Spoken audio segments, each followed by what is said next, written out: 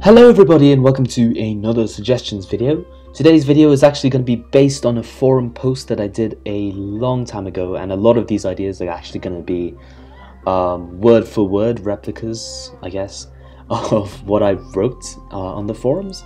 And basically the thread is going to be in the description below, and if you want you can definitely take a look at it, or you can follow along. And basically today's video is going to be about horses. Before we get started, I just want to quickly establish two things that I'm adamant about regarding horses. The first is they don't appear anywhere else except a plains map. So basically they don't appear in the city map and they don't appear in the forest map. And the reason for that is because I want people to actually be skilled in 3DMG in order to be successful in the maps that use them, you know. So there's no point to having 3DMG in the forest and city maps if you can just get on a horse and get there in a similar amount of time. So obviously you want people to be skillful at the game rather than just taking the easy way out. And by adding a horse in a map that doesn't need horses, it just simplifies the game far too much. So definitely forest and city maps would just not benefit from having horses in them. Secondly, and this is tied to the first point, no character special should be to summon a horse. And the main reason for that, the biggest reason, is because if horses are limited to the plains map, then this character is basically only ever useful in the plains map. So, you know, a character like Marco, who's underused in single player, but is at least used in multiplayer because his special is very powerful, you know, is already underplayed because of that lack of usability. But if the character is only ever useful in the plains map, then no one would really ever play that character ever, unless someone decided to play the plains map. Then he'd be, I guess, pretty popular. But you know, this goes far more than just a division between single player and multiplayer. It also plays into how popular the plains level is. So with those 2 points out of the way, we're going to go straight into how horses should be added. First things first, all horses are the same speed and size and strength and so on, but the model, just like your character, can be chosen by the player. So, you know, just as you can pick whether you want to play as Levi or whether you want to play as Armin, you can also choose whether you want to play with the brown horse or the, you know, the black horse or whatever you want, and so on. So definitely I think that would be a really cool addition, just to make sure that people really feel unique without adding complete elements of character creation. So once you actually get into the plains map, you spawn next to a horse, preferably the horse that you chose from character selection. And the most basic thing that you can do with a horse is to mount it and dismount it. And in order to do that, you have to press Control when you're standing next to it and when the horse is standing still or just walking around.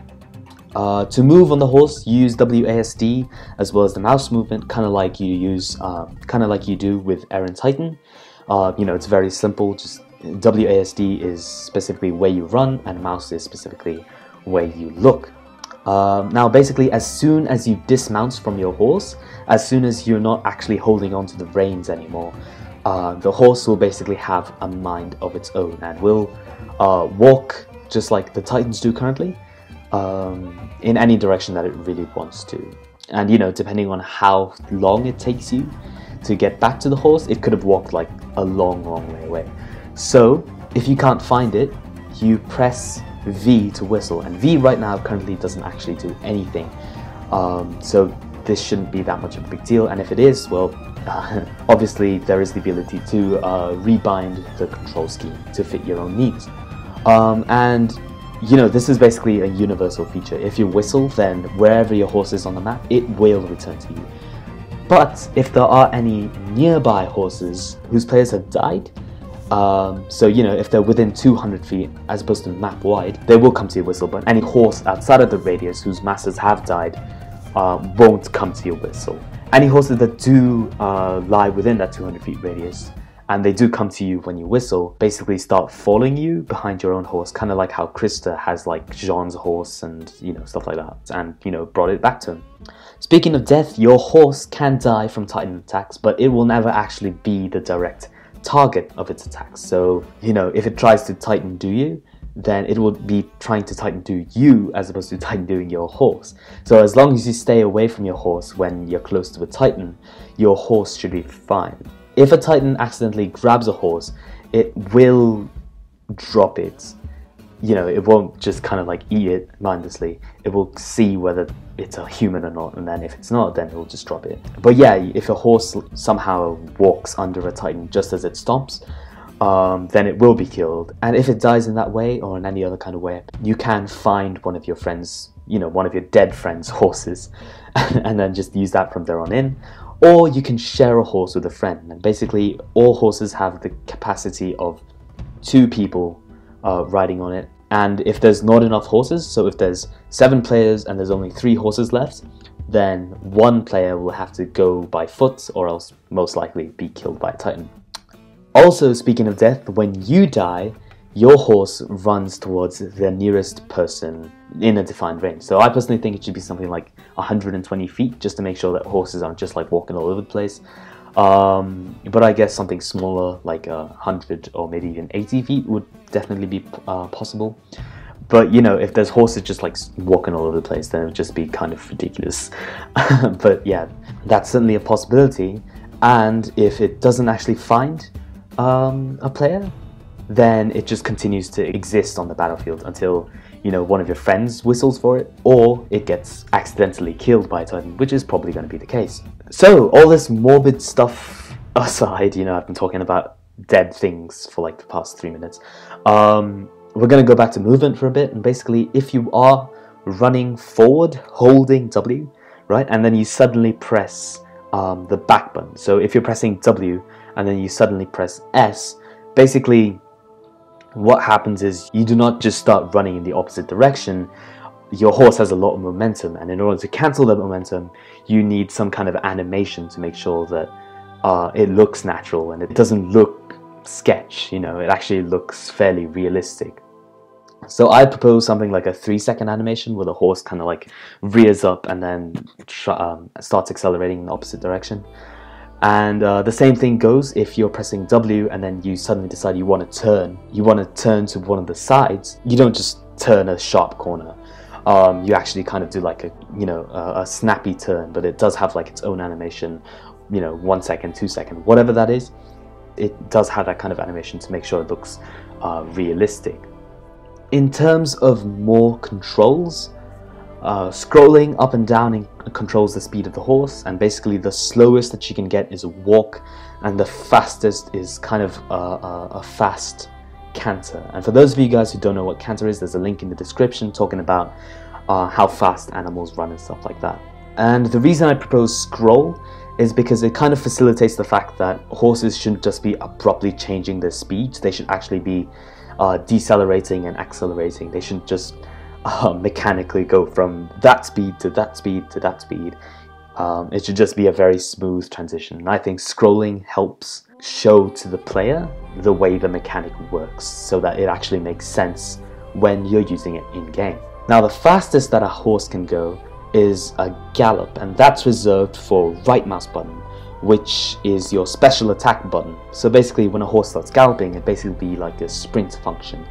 You know, if you're trying to run away from a crawler, this would be super useful, kind of like basically what Sasha does when she goes on the plains. She just gets her horse to sprint as fast as it can. In terms of other controls, you can press the left mouse button on a horse, which causes you to lean to one side and just attack.